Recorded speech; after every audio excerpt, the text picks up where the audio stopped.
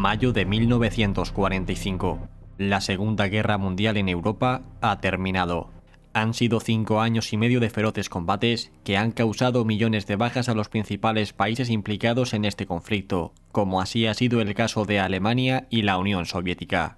Para ser exactos, los soviéticos han sufrido unos 28 millones de bajas entre muertos, heridos y prisioneros, mientras que las bajas totales del ejército alemán en todos los frentes se estiman entre los 11 y 13 millones. Si bien hace unas semanas analizamos en profundidad cómo y por qué el Ejército Rojo tuvo tantas bajas, viéndolo además año a año, hoy vamos a hacer lo mismo con el ejército alemán, en el que lo llamativo, tal y como ya estamos viendo en esta gráfica, va a ser su reducido número de bajas en comparación con sus enemigos. Antes de comenzar con el programa, analicemos brevemente esta gráfica que, aunque solo tenga en cuenta el número de bajas mortales, resulta muy llamativa. Tal y como vemos en el frente oriental, desde 1941 a 1943, la diferencia de bajas entre el bando alemán y el soviético fue totalmente desigual, y no fue hasta 1944 cuando se recortó un poco esa diferencia, llegándose casi a igualar ya únicamente en 1945.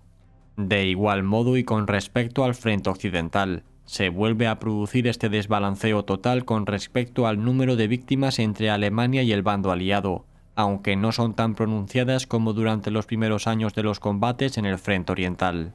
Bien, pues una vez visto esto, comencemos con el programa de hoy en el que vamos a analizar por qué el ejército alemán tuvo mucho menos bajas que sus enemigos. Las acciones de la Wehrmacht en la Segunda Guerra Mundial pueden dividirse en dos claros periodos, caracterizándose el primero por el ataque y el segundo por la defensa.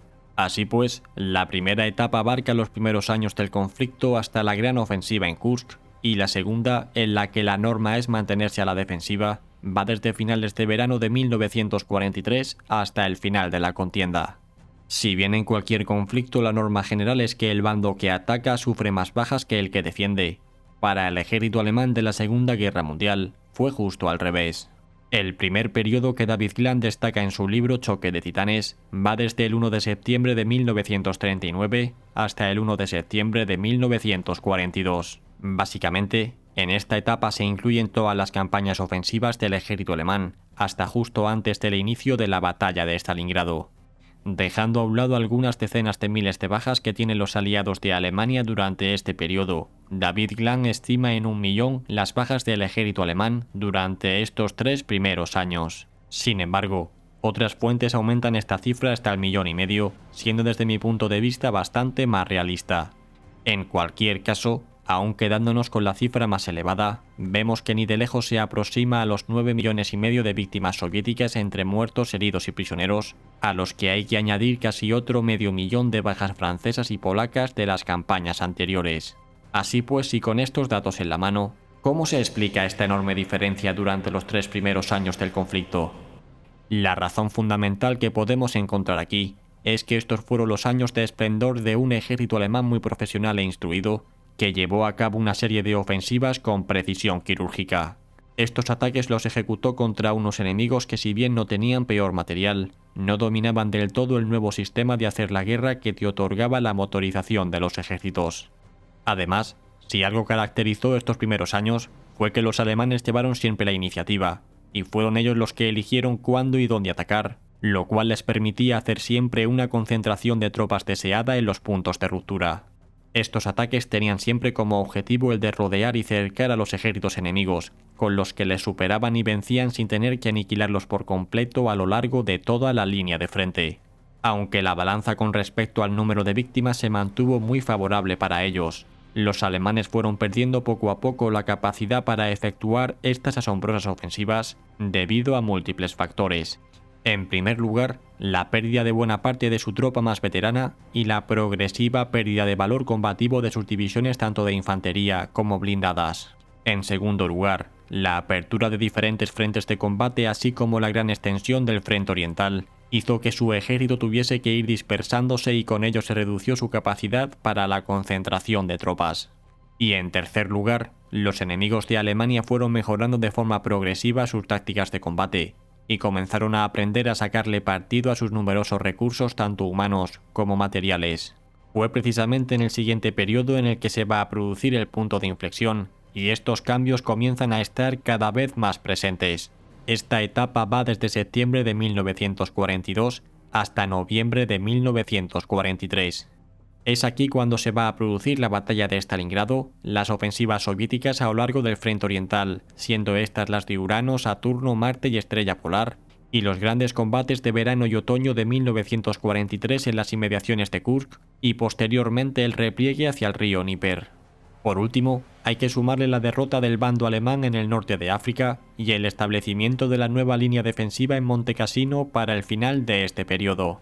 Así pues, la cifra de víctimas para la Wehrmacht durante este año y 2 meses es de 2 millones en su dato más bajo, pudiendo llegar incluso a los 3 millones si tenemos en cuenta otras estimaciones más altas. En cualquier caso, queda ya muy lejos de ese 1 o 1,5 millones de víctimas que tuvieron durante los 3 primeros años del conflicto. De todas formas, y si bien las bajas alemanas aumentan mucho, sigue siendo a costa de infligir un gran número de víctimas a sus enemigos, que vuelven a llegar a los 9 millones solo teniendo en cuenta al Ejército Rojo.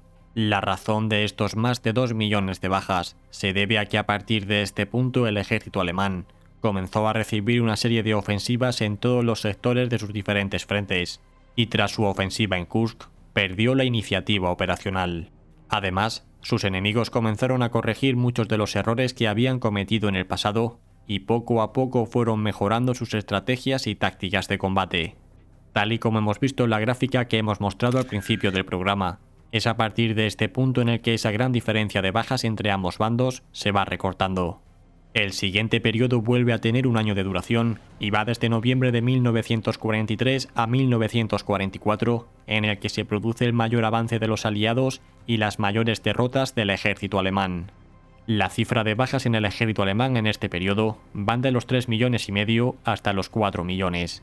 En esta penúltima fase del conflicto, Alemania abandonó toda esperanza de victoria o tablas y se situó ya cerca de sus fronteras originales. Así pues, sufrió la gran derrota de Bagration, la ruptura del frente de Normandía y la pérdida de la región balcánica.